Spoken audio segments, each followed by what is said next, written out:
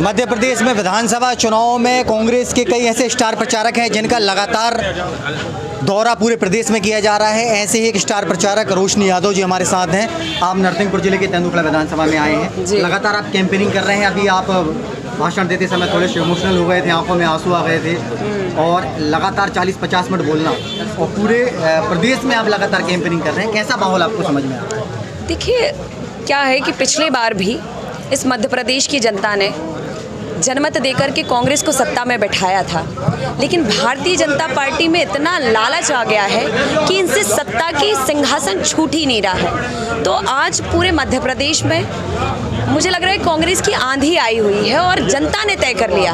कांग्रेस परिवार और नेता तो अपनी बात को पूरी ताकत से रख ही रहे हैं, सच्चाई से रूबरू करा रहे हैं, लेकिन मध्य प्रदेश के मेरे माता पिता भाई बहन ने तय कर लिया है कि इस बार कांग्रेस पूर्ण बहुमत के साथ आएगी, क्योंकि आज पूरे देश में इन्होंने 2 करोड़ युवाओं को रोजगार देने की बात कही। आज पूरे मध्य प्रदेश का युवा बेरोजगार है और ये कहते हैं कि पकौड़ा तलने का रोजगार देते हैं। और आज इस समय 16,000 किसान आत्महत्या कर रहे हैं, कर्ज में डूबे हुए हैं। तो ये किस प्रकार की सत्ता चला रहे हैं? मध्य प्रदेश की अर्थव्यवस्था चरमराई हुई है। आज जो 20 साल पहले मध्य प्रदेश था, जहां से कांग्रेस ने उठाकर खड़ा किया है, आज मध्य प्रदेश में क्या विकास हुआ?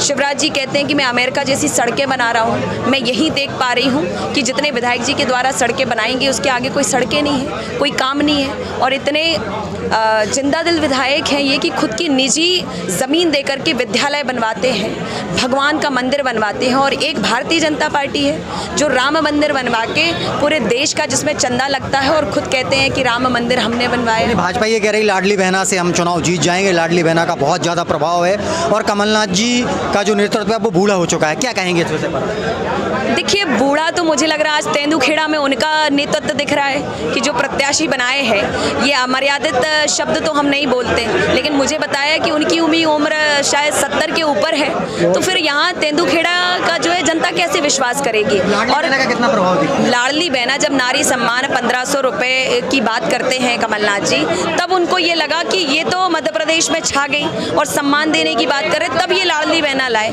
अरे जब 2-3 साल तक कोरोना चला तब क्या पूरे मध्य प्रदेश की लाडली बहनें मर गई थी? 18 साल से क्या मरी हुई थी लाडली बहनें? आज अगर उनको बहनाओं का सम्मान बढ़ाना था, संबल उनका बढ़ाना था और उनको सम्मान देना था, तो लाडली बहनों की चिंता 18 साल से करते ना। आज चुनाव आ गए तो नोटों में बहनों को खरीदने का काम शुरू कर दिया। तो इतना सब समझते हैं, इनकी बातों में उनके बहकावे में कोई नहीं आने। आंखों में आंसू आ गए थे आपके अभी जब बाबा भाषण दे रहे थे।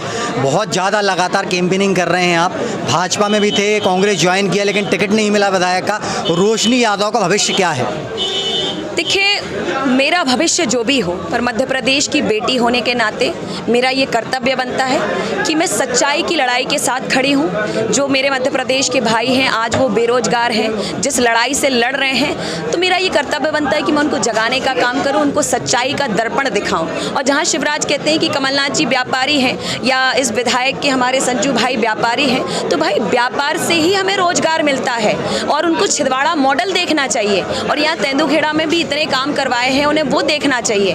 तो विश्वास वहीं पनपता है जहां मजबूती होती है, सच्चाई होती है। और भारतीय जनता पार्टी केवल ढोंग करना चाहती है। और मैंने यही सुना है कि वो प्रत्याशी से भीख मंगवा रहे थे। अरे भीख मांगना है तो भाई भिखारी बन जाइए ना, आप सत्ता क्यों चला रहे हैं? वो कहते हैं कि सरकार, मैं जो है सरकार का आदमी नहीं हूँ, ये मेरा परिवार है। तो भाई सरकार चलाने के लिए आपके पास उतना दिमाग भी होना चाहिए कि अर्थव्यवस्था चलाई कैसे जाती है। पर आज केवल और केवल पिटाराओं के लिए एंड टाइम पे ये घोषणाएं करते हैं, योजनाएं लाते हैं और बाकी महंगाई बढ़ा बढ़ा के जनता को लूटने का काम कर रहे हैं। तो ये समझ में नहीं आता क्या? आज पेट्रोल डीजल के दाम आसमान छू रहे हैं। जब 450 रुपये का गैस सिलेंडर हुआ करता था कांग्रेस के समय में, तब ये कह रहे थे कि महंगाई को कम करना है तो मोदी जी को लाना है। तो आज गैस सिलेंडर का दाम कितना है? ये सवाल पूरे मध्य प्रदेश पूछ रही है कि भाई आप कहाँ लेके जा रहे हो? एक गरीब माँ बाप को अपना सुचारू रूप से घर चलाने के लिए हमें महंगाई नहीं चाहिए, हमें किसी की भीख नहीं चाहिए, लेकिन अगर महंगाई की मार नहीं होगी तो हम अपना जीवन जी सकते हैं। आपकी लोकप्रियता बहुत ज़्यादा है, बहुत सारे लोग आपको स्नेह देते हैं, आशीर्वाद देते हैं। 9 8 केंद्रीय मंत्री सांसद लड़ रहे हैं। कहीं ना कहीं भाजपा ने पूरे जो अपने तुरुप के हैं उनको मैदान में उतार दिया है। क्या लगता है कांग्रेस की सरकार आएगी या नहीं आएगी? देखिए, ये जो तुरुप के इक्के उन्होंने फेंके हैं वो तुरुप के चलने वाले नहीं हैं, क्योंकि बाजी हमारे हाथ में है। और ये पिछले बार ही मध्य प्रदेश की जनता ने दिखा दिया था, कांग्रेस के पक्ष में वोटिंग हुई थी, लेकिन इन्होंने जो है शासन प्रशासन के बलबूते और लालच फेंक करके सत्ता को तोड़ लिया। तो फिर इस बार भी इनके तुरुप्की के कहाँ चलने वाले, इस बार तो पूरी मध्य प्रदेश की जनता पूरी लड़ाई लड़ रही है। तो मुझे लगता है कि विजय हमारी होगी, इनकी कोई कितनी सीटें लग रही हैं? रोशनी यादव जी पूरे प्रदेश में घूम रही हैं, कितनी सीटें कांग्रेस जीत रही है? देखिए, मैं तो 150 के ऊपर मानती हूँ, पर अगर हम ऑथेंटिक बात करें तो अभी 130 सीटें पे प्लस हम चल रहे हैं और मुझे लगता है इससे ऊपर ही हम आंकड़ा पार करेंगे। तो ये थे कांग्रेस के स्टार प्रचारक रोशनी यादव, जिन्होंने बताया कि 135 प्लस सीटें वो मानकर चल रही हैं। तेंदुखेड़ा विधानसभा में संजय शर्मा विधायक जो कांग्रेस के प्रत्याशी हैं, उनके पक्ष में यहाँ वो अपील करने आई थी, रैली करने आई थी। कैमरामैन सोनू श्रीवास्तव के साथ बहुत बहुत धन्यवाद।